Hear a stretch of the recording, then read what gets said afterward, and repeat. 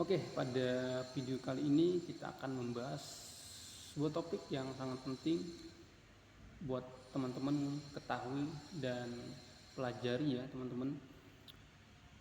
Di video ini seperti biasa ya, sedikit banyaknya secara garis besar video yang saya buat ini adalah pengalaman pribadi yang saya alami secara real ya teman-teman. Topiknya adalah kenapa jangan membeli meme coin di CEX ya, atau centralized exchange ya. Jadi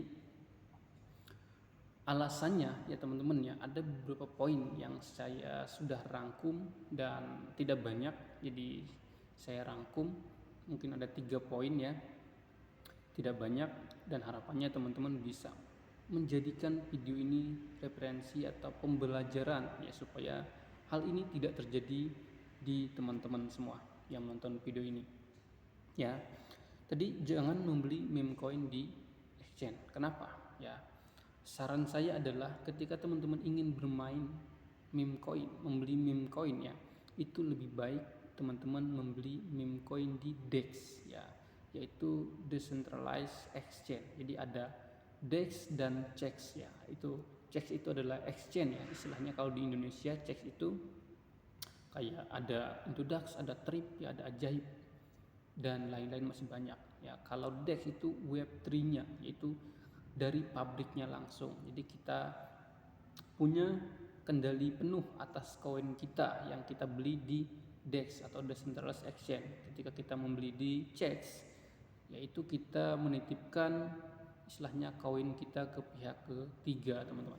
Nah, jadi ada beberapa alasan. Yang pertama ya, 90% meme coin ya, atau koin-koin yang lain yang listing di CEX itu akan mengalami penurunan ya yang sangat signifikan teman-teman, bahkan sampai 90%, bisa lebih teman-teman. Bayangkan jika teman-teman membeli meme coin dengan misalkan uang 10 juta, ketika meme coin tersebut turun secara bertahap ya, ketika teman-teman menghold coin secara terus menerus koin tersebut, uang teman tersisa 1 juta yang tadinya 10 juta ya, atau mungkin 1 juta uang teman-teman sisa 100 ribu ya.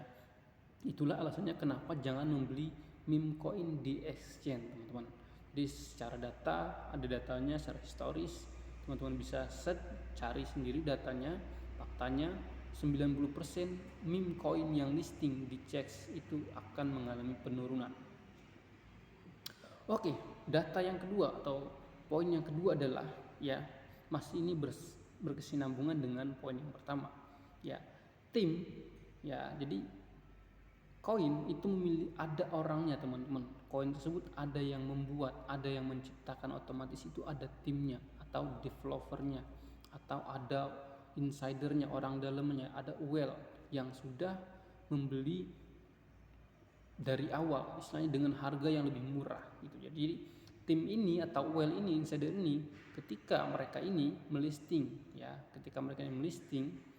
katakanlah ke exchange Indonesia, tentu mereka ini ingin ya menjual barang mereka, ingin buang barang, atau istilahnya mencari exit liquidity teman-teman. Kenapa? Karena mereka sudah beli di harga yang bawah banget, dasar banget. Dan ketika mereka listing ke CEX ya, centralized CEX, bisa katakanlah di CEX Indonesia ya, ketika mereka melisting koin tersebut ya, mungkin koin ini akan naik ya 1-2 hari ya, akan di up, akan harganya akan dinaikkan dulu oleh tim-tim koin ini teman-teman, atau orang-orang yang membuat koin ini. Jadi ada timnya, tim ini akan membuat harga ini naik dulu 1-2 hari. Setelah orang banyak membeli ya, mereka lah para developer ya koin tersebut atau meme coin tersebut, whale-nya, insidernya akan membuang barang secara perlahan-lahan, bahkan ya tidak segan sekaligus. Artinya itulah yang menyebabkan harganya akan mengalami penurunan ya, karena mereka sudah untung teman-teman ya, otomatis mereka pengen jualan. Nah, itulah alasannya kenapa mereka melisting koinnya di exchange. supaya ada yang membeli barang tersebut. Itu ya alasan yang kedua ya, semoga teman-teman bisa memahaminya.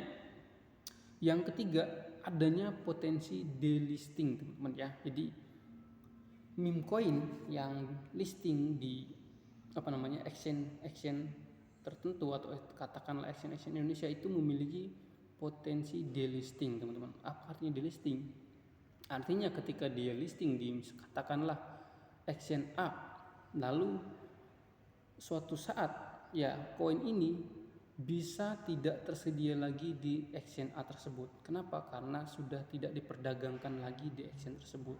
Karena sudah di delisting. Otomatis jika kita membeli meme coin tersebut lalu kita katakanlah menahannya untuk jangka panjang, tiba-tiba delisting, ya secara otomatis koin tersebut akan terjual. Apalagi kalau kita dalam keadaan rugi teman-teman ya. Jadi adanya potensi delisting ya. Di poin ketiga ini saya mengalami 2 kali teman-teman.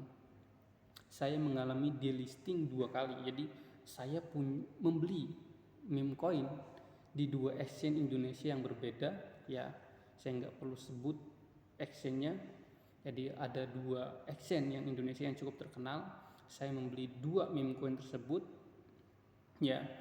Dan pada posisi itu saya sedang rugi dan koin tersebut di delisting, otomatis ya koin tersebut terjual secara otomatis walaupun saya dalam keadaan rugi teman-teman ya.